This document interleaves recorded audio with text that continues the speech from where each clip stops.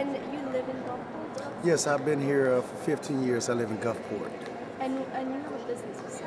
Yes, I have a business as well as I'm a real estate agent here on the Gulf Coast. How long have you been doing that? I've been in real estate for a year and a half, but I've owned my business for 13 years, which is a mobile auto detailing business where I go around and detail the boats and individual small business owners' cars. So, and it has been impacted by the oil spill, but what I've learned today that I might not even be eligible for a claim because it doesn't, I'm not a fisherman. I don't work directly, with the fishermen. It no way impacted that has to do with, the oil spill. So, but they say I could file a claim, but I'm not really sure if I won't even bother with it. So you spoke to an officer? Yeah, well, I actually went into the area where you can actually ask simple questions. After being in the conference and listening to Mr. Feinberg, I thought I'd just be more specific and ask the question. But they say I can file a claim, but I don't know exactly if I'll be eligible. So like I said, I might not even just bother with it, just look for other avenues to increase my business.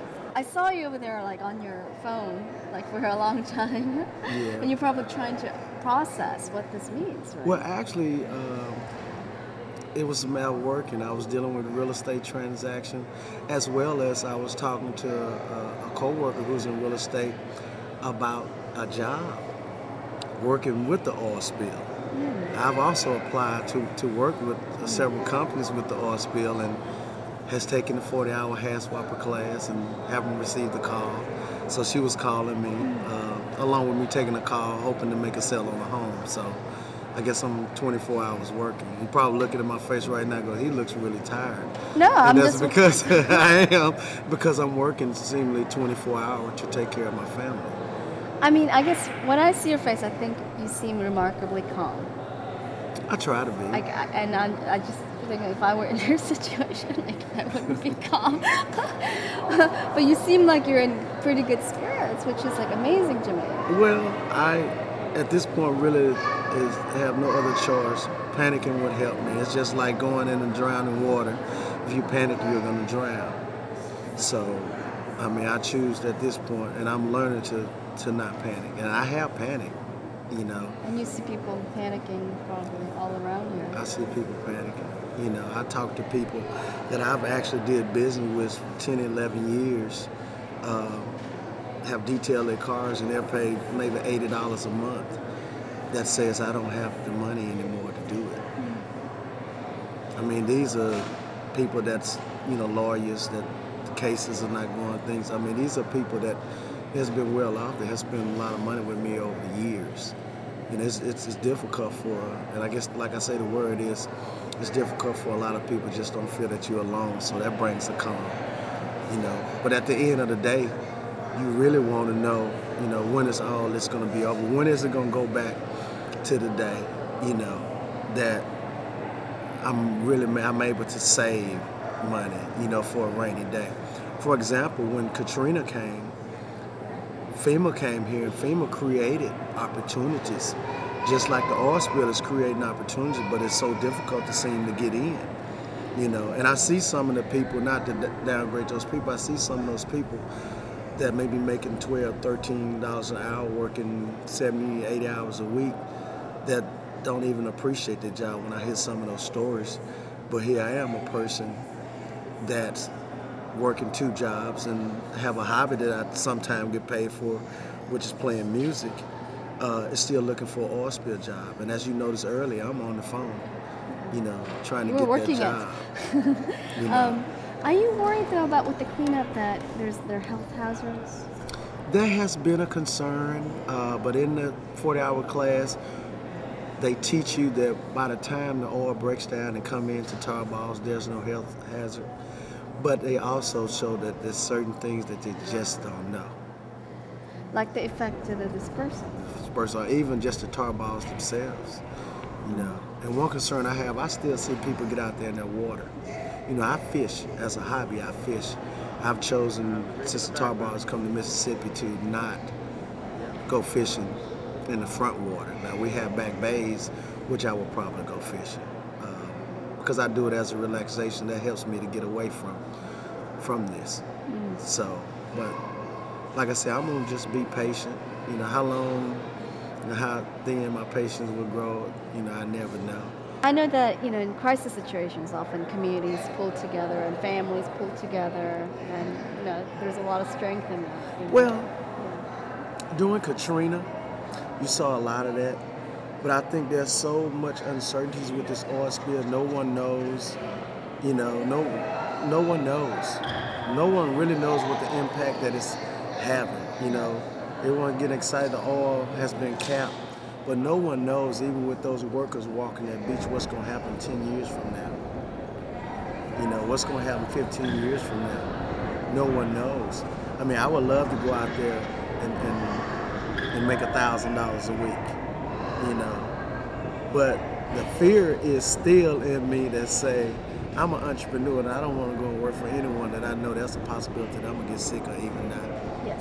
But in a desperate situation, you result to, this is something that I might have to do. So I go and apply for it.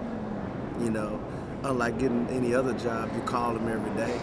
But you call them when you just get like today in my business, I can't work. Is there health insurance that comes with the job? No, most of these companies are hired through temporary agencies. So there's no health insurance? There's no health insurance. Do you have health insurance? No. As a small business owner, I can't even afford it. Oh my, that's scary. It's very scary. It's really scary, especially because you're potentially facing, Right. It's oh very my scary. God. I just thank God I've never been sick and never been ill, in my life. But one illness or accident, that could do it.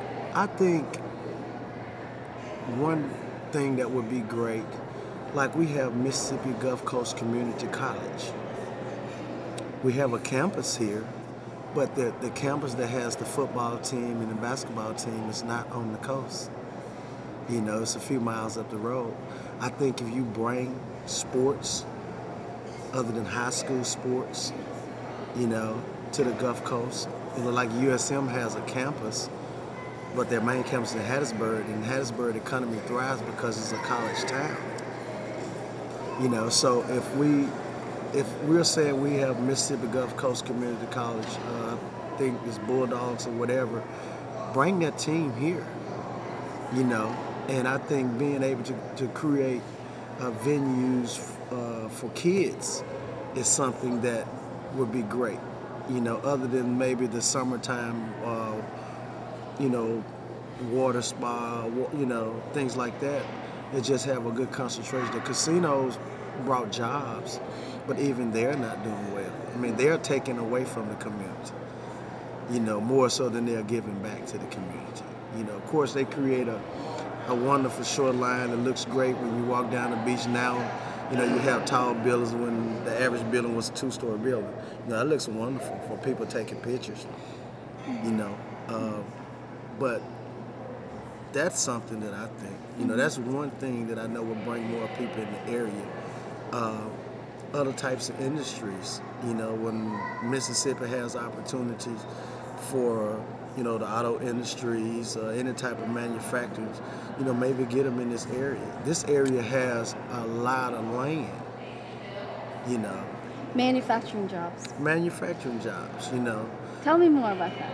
Well, I'm not totally familiar with manufacturing, other than I know it create a lot of jobs. When I go through Alabama, I see the Kia plant, build, and this massive building on all this land and all these cars that somebody is working. Say, for instance, with Michigan or some of these areas that they hit hard, like this coast, you take some of those industry and think outside of the box and bring them to the areas that are hit hard. Where the auto industry may have been in Detroit, there may be something else that can go to Detroit and be successful. And vice versa, bringing another industry that's been somewhere else here.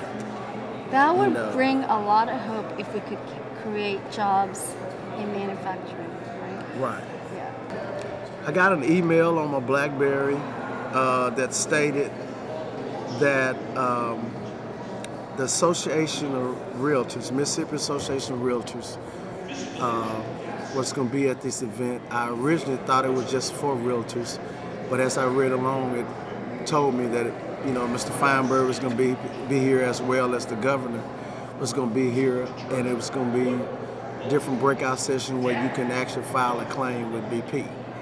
So I decided to attend today, but other than that, that was the only way I found out about it. And I think that there was been much more people if it was advertised better, maybe on radio, or just more publicity put out about it. Would have been a lot more people that probably have more legitimate claims.